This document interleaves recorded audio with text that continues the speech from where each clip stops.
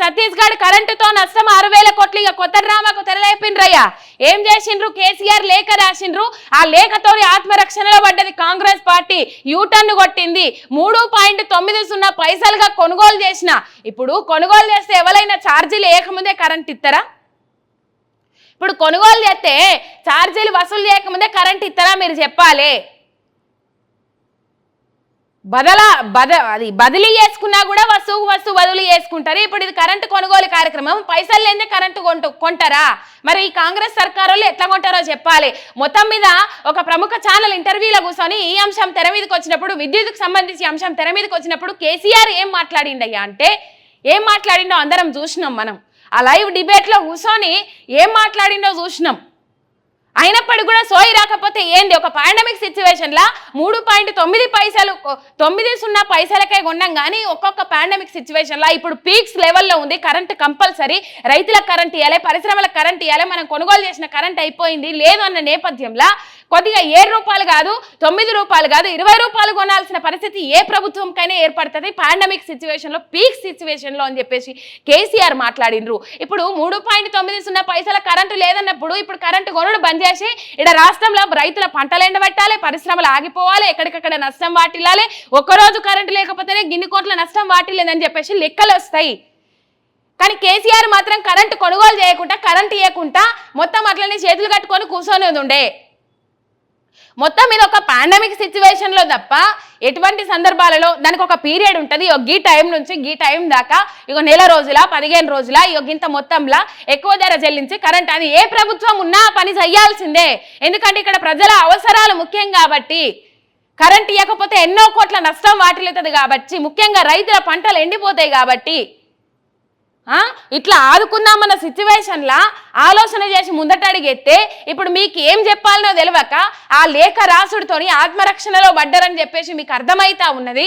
ఏమీ లేదు, కావాల్సుకొని బురద జల్లే రాజకీయాలు చేస్తూ ఉన్నారు, కక్ష సాధింపు చర్యలతో ముంగడికి పోతున్నారని చెప్పేసి లోకానికి అర్థమైంది. అది మీకు కూడా తెలుసు కాబట్టి ఇప్పుడు ఎవరైనా తూ అని ముఖాల మీద ఉంచుతారు కాబట్టి మొత్తం మీద మీరు ఏం చేస్తున్నారంటే డైవర్షన్ పాలిటిక్స్కి తెరలేపుకుంటా ఇప్పుడు 6,000 కోట్ల నష్టం వాటిల్లింది అనుకుంటా మొత్తము ఇప్పుడు ప్రచారం చేసే దిశగా వాళ్ళు ముంగడికి పోతా ఉన్నారు.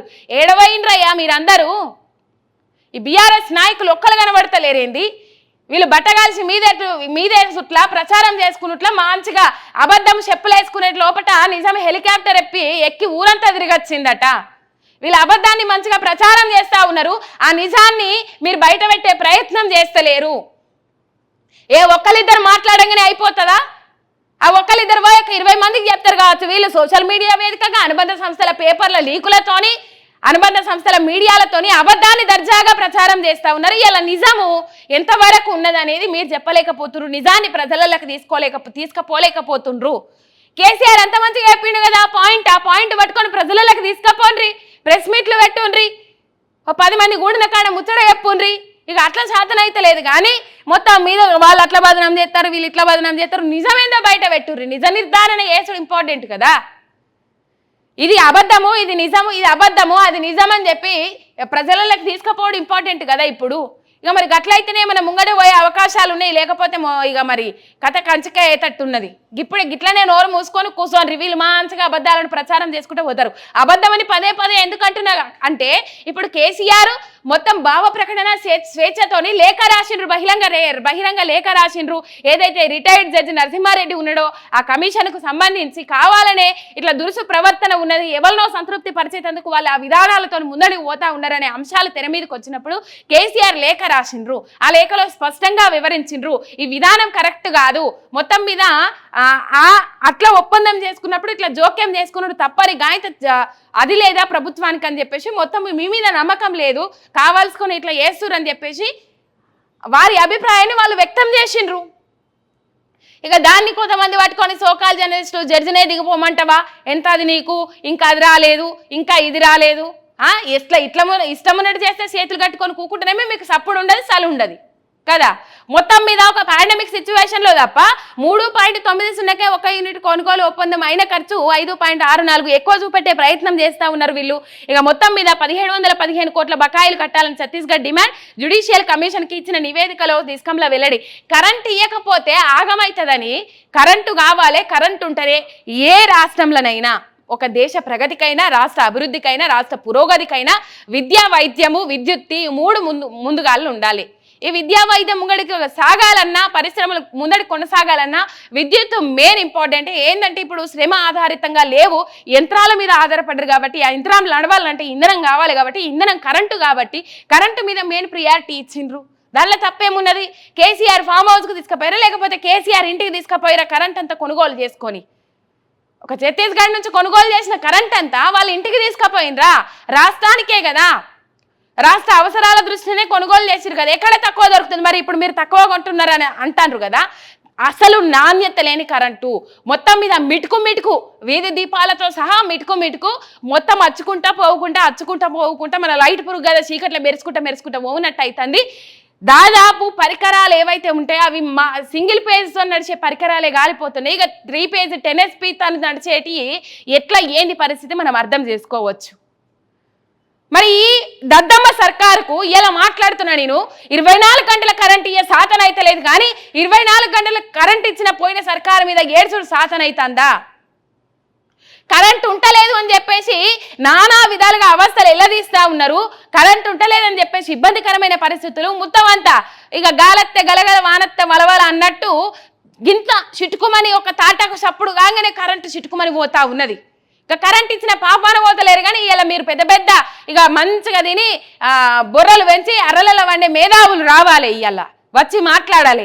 24 గంటల కరెంట్ ఎందుకు ఇస్తలేదు ఈ రాష్ట్ర సర్కార్ అనే దాని మీద మాట్లాడాలి.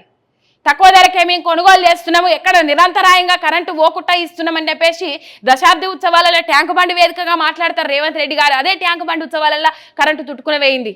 నిజము నిలకడ మీదనైనా తేలుతుంది, నిజము అక్కడ బయటపడడానికి ఎంతో టైం పట్టలే. మొత్తం మీద ఇట్లాంటి కార్యక్రమాలకు తెరలేపుతా ఉన్నారు. యూటర్న్ కొట్టి ఏం చేస్తా ఉన్నారంటే కావాలనే పోయిన ప్రభుత్వం మీద బురద చల్లే ప్రయత్నాలు, ఈ 6,000 కోట్లు అని చెప్పేసి నష్టంగా చూపెట్టే ప్రయత్నం చేస్తా ఉన్నారు. కంపల్సరీ దీని మీద మాట్లాడాల్సిన అవసరం ఉన్నది. ఒక పాండమిక్ సిచ్యువేషన్లో తప్ప వేరే సందర్భాలలో ఎక్కువ ధరకు ఎక్కడా పెట్టుకోలేదు. 3.90 పైసలకి ఒప్పందం జరిగింది కానీ వీళ్ళు చూపెట్టే లెక్క 5.64 రూపాయలు చూపెడతా ఉన్నారు. కరెంటు తీగలపై కాకి లెక్కలు, విద్యుత్ కావాలన్నట లైన్ ఛార్జీలు ఇవ్వొద్దట, లెక్కకు పనికిరాని సర్కారీ లీకు వీరులు, కేసీఆర్ లేఖతో ఆత్మరక్షణలో ప్రభుత్వ పెద్దలు, ఆరోపణలు డొల్లేనని తేలడంతో కొత్త ఎత్తులు, ఛత్తీస్గఢ్ నుంచి విద్యుత్ కొనుగోలుతో రాష్ట్రానికి 6,000 కోట్ల నష్టమంటూ తప్పుడు ప్రచారం, ఎక్కడ కరెంటు కొన్నా సరఫరా ఛార్జీలు తప్పనిసరి, దాన్ని నష్టంగా చూపేందుకు అపసోపాలు, యూనిట్ ధర 3.90 ఉండగా ఎక్కువకు కొన్నట్టు చూపిస్తూ బురద జల్లే యత్నం చేస్తారు. మరి మనం నోరిప్పనంత వరకు ఇప్పుడు ఏదైతే ప్రజల పక్షాన మాట్లాడేటోళ్ళు లేకపోతే మీరు నోరెప్పనంత వరకు వాళ్ళు చూపెట్టే ప్రయత్నాలే చేస్తారు. మనం మార్కెట్కి పోతే ఏం చేస్తాం? కావాల్సిన సామాన్లు ఏ దుకాణంలో ఉన్నాయో తెచ్చుకుంటాం, ఏమేం కావాలనో ఎంచుకుంటాం, వాటి ధరతో ఎంతో కనుక్కుంటాం, తగ్గించాలని బేరం ఆడతాం, నచ్చిన వాటిని కొనుక్కుంటాం, బిల్లు ఎంత అయిందో లెక్కేసి దుకాణదారుకు డబ్బులు చెల్లిస్తాం. ఆ తర్వాత ఏం చేస్తాం? కొన్న సామాన్లను ఇంటికి ఎట్లా తీసుకుపోవాలన్నా అని ఆలోచిస్తాం, ఆటోనో ట్రాలీనో కిరాయికి మాట్లాడతాం, ఇంటికి సామాన్లు చేరవేసినందుకు పైసలు ఇస్తాం, అంతే కదా? అది లెక్కేనా? ఇక ఇది ఎవరికి తెలియని సంగతి, దీనికి ఇంత రాయాలా అనుకుంటున్నారా? మనకందరికీ తెలుసు కానీ రాజకీయ కక్షతో కళ్ళు మూసుకుపోయిన మన రాష్ట్ర ప్రభుత్వానికి మాత్రం ఇంత చిన్న విషయం కూడా తెలవడం లేదు. అదేమిటో తెలుసుకోవాలనంటే ఈ కథనం మీరు చదవాల్సిందే. మొత్తం మీద పిచ్చి కుదిరింది రోకలి తలకు చుట్టండి అన్నారట వెనుకట్టుకోవాడు. మన రాష్ట్ర ప్రభుత్వం తీరు కూడా అట్లనే ఉన్నది. విద్యుత్ విచారణ కమిషన్ వ్యవహారంపై ఇదేం కమిషన్ మీదేం విచారణ అని నిలదీస్తూ నాటి తెలంగాణలో విద్యుత్ సంక్షోభం తాము తీసుకున్న చర్యలు తత్ఫలితంగా కలిగిన ప్రయోజనాలను వివరిస్తూ గణాంకాలు డాక్యుమెంట్లు సాక్ష్యం ఇస్తూ మాజీ ముఖ్యమంత్రి కేసీఆర్ రాసిన లేఖతో దిమ్మ తిరిగి మైండ్ బ్లాంక్ అయిన కాంగ్రెస్ పార్టీ ప్రభుత్వం ఆ తప్పు నుంచి బయటపడడానికి మరిన్ని తప్పులు చేసి అబాస్ పాలవుతున్నది. జరిగిన నష్టం జరిగినట్టు చూపించడానికి అష్ట కష్టాలు పడుతూ అబాస్ పాలవుతున్నది. కేసీఆర్ సూటిగా వేసిన ప్రశ్నలకు స్ట్రైట్ గా జవాబు చెప్పలేని ప్రభుత్వం ఆయన రాసిన లేఖ గురించి మేమేం చెప్పేది లేదు, కమిషనే చూసుకుంటది, న్యాయస్థానం చూసుకుంటది అని ఒకవైపు సన్నాయి నొక్కులు నొక్కుతూనే మరోవైపు లాకులు తెరుస్తున్నది. ఇందులో భాగంగా సోమవారం రాత్రి ప్రభుత్వం నుంచి ఒక లీకు విడుదలైంది. బాకా పత్రికలు ఛానళ్ల కోసమని వేరే చెప్పనక్కర్లేదు. అందులో ఏముందంటే ఛత్తీస్గఢ్ విద్యుత్తుతో తెలంగాణ విద్యుత్ సంస్థల అంచనాలకు మించి నష్టపోయాయట. ఒప్పందం ప్రకారం 1 యూనిట్ ధర 3.90 0.9 మాత్రమే అని చెప్తున్నప్పటికీ ఈ విద్యుత్ కొనుగోలుతో రాష్ట్ర విద్యుత్ సంస్థల నుండి నడ్డి విరిగినంత పని అయిందట. కరెంటు కొనేందుకు చేసిన చెల్లింపులతో పాటు ట్రాన్స్మిషన్ లైన్ ఛార్జీల రూపాయలు 1362 కోట్లు కూడా కలిపితే యూనిట్కు 5.64 దాకా ఖర్చు అయిందట. అందువల్ల చెప్పుకున్న రేటు కంటే వడ్డించిన ఛార్జీలతో దాదాపు 3110 కోట్ల అదనపు భారం పడినట్లయిందట. ఇది ఆ లీకు వరస. ఇది చూస్తుంటే అసలు ఈ ప్రభుత్వంలో ఉన్న పెద్దలకు కరెంటు గురించి ఓనమాలైనా తెలుసా అన్న సందేహం కలుగుతున్నదని విద్యుత్ రంగ నిపుణుల విస్మయం అని చెప్పేసి ఇక్కడ వార్త చూస్తా ఉన్నాం. ఇది అసలు కథ. కరెంటు కావాలన్నట ఛార్జీలు వేయద్దట, లైన్ ఛార్జీలు ఇయ్యద్దట. ఇది సర్కారీ కాకమ్మ కబుర్లు, ఇది సర్కారులో చెప్తున్నాం ముచ్చట. ఏం చెప్పిండ్రు అదే అంశాన్ని చెప్తా ఉన్నాం. మొత్తం మీద అప్పుడు ఏం చెప్పిరో అదే. ఒకనొక పాండమిక్ సిచ్యువేషన్లో తప్ప ఆ కరెంట్ ఎంతకైతే ఒప్పందమైందో, ఏదైతే ఆ వారం రోజులు కొనుగోలు చేసింది ఉంటుంది కదనుల్లా, ఆ వారం రోజులు సరే 5 రూపాయల 4 రూపాయల ఆ ఎక్కువ ధరతో కొన్నది ఆ వారం రోజులు ఇక గదన్నే పట్టుకొని మొత్తం అట్లనే కొన్నారని చెప్పేసి వేలాడే ప్రయత్నం చేస్తూ ఉన్నారు. అయినప్పటికీ కూడా ఇక్కడ పోయేది ఏమీ లేదు.